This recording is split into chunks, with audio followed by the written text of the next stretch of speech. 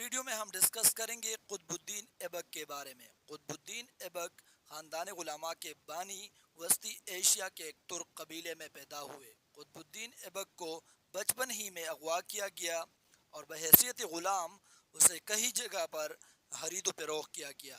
بالآخر محمد غوری نے اسے خریدا اور اپنے پاس رکھا۔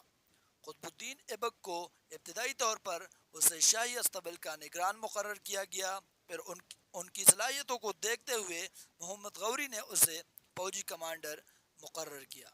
قطب الدین ایبک نے بہت سے فتوحات حاصل کیے اور قطب الدین ایبک جو تھے جب دلی فتح ہوئی، دلی کے مفتوحہ علاقوں پر محمد غوری نے قطب الدین ایبک کو نگران مقرر کیا۔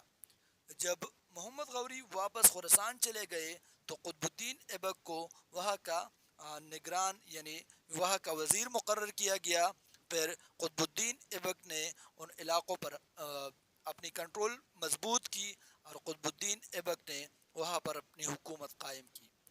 قطب الدین ایبک نے 4 سال تک دلی پر حکومت کی تھی اور قطب الدین ایبک کی سب سے بڑی کارنامہ جو ہے وہ قوت الاسلام مسجد یعنی قطب مینار ہے۔